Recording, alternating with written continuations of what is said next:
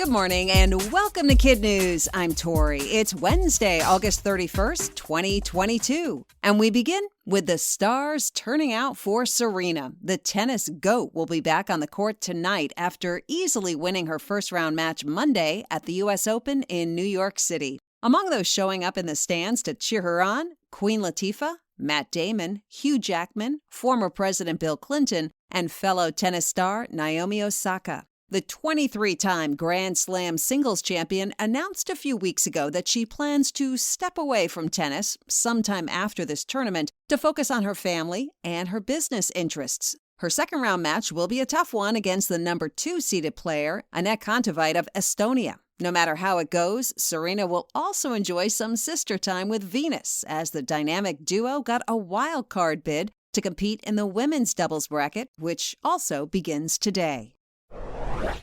There was another notable match at the U.S. Open. A young player from Ukraine, Daria Sneager, ranked 124th in the world, netted a big upset, beating number 7, Simona Halep, in 3 sets on Monday. In a court interview after her win, Daria said, "This victory is for Ukraine, for all Ukrainian people. The situation is bad, of course. It's not so easy because the war is continuing, but I try to do my best because I want to live in Ukraine." She is one of 5 Ukrainians in this year's U.S. Open. Many of you know the name of Vladimir Putin, the president of Russia. But before Putin was a politician equally important to the history books.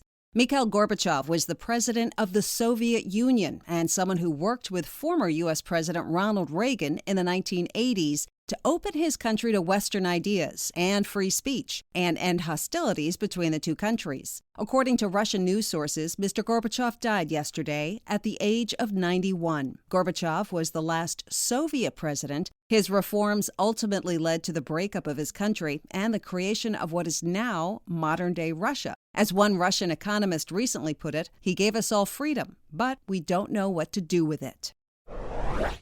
School's out in the state capital of Mississippi, where too much water has led to not enough water. Recent flooding in the area has caused problems in one of Jackson's already troubled water treatment plants, creating a low water pressure situation, which makes it hard to do basic things like cook, take a shower, or flush the toilet. The governor has declared a state of emergency. Classes are now back to being virtual. Officials are distributing bottled water to residents, and a local university is setting up temporary restrooms for students. The city's mayor says the low water pressure could last for a few days.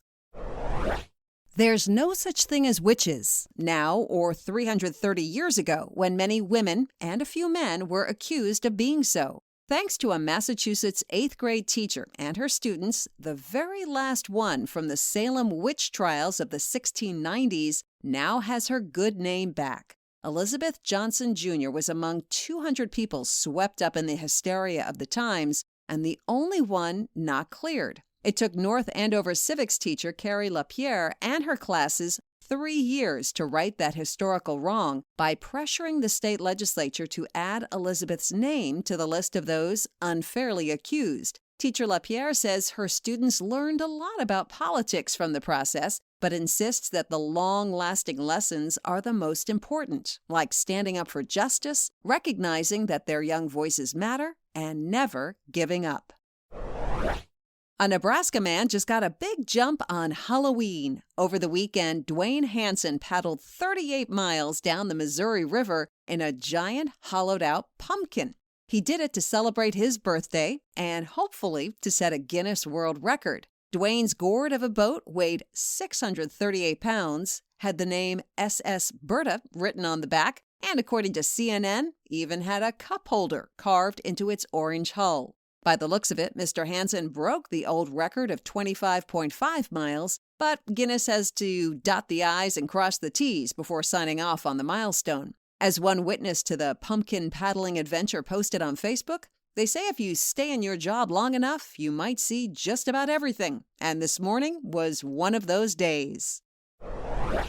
That's it for KidNuz. Now, our KidNuz quiz. What is the ranking of Serena Williams' opponent tonight?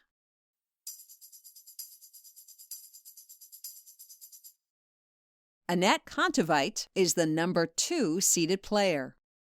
Why has school gone virtual in Jackson, Mississippi?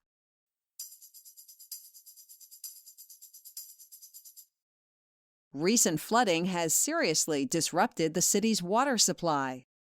How long did it take a Massachusetts teacher and her students to clear the name of a woman who'd been accused of being a witch in the 1600s?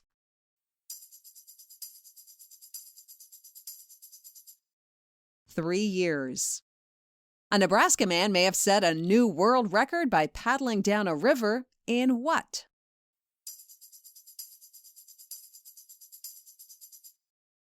A hollowed-out pumpkin.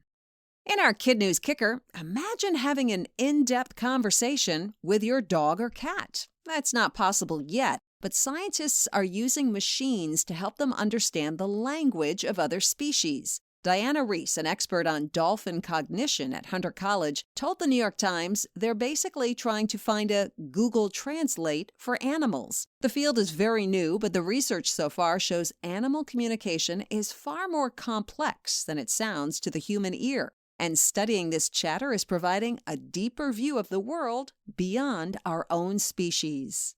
Before we go, we want to give a big KidNuz shout out to some of our terrific teachers. Mrs. Turner at Countryside Elementary in Sterling, Virginia. Mrs. Posnick at Reunion Elementary in Commerce City, Colorado. Ms. Porres and her Jaguars at North Loop Elementary in El Paso, Texas. In California, Miss Knapp, who loves her Room 8 Acacia Pandas at Acacia School in Fullerton, and Mrs. Lopez and her Tigers at Valley Elementary in Poway. Thanks for listening. We hope you tune in for more KidNuz tomorrow morning.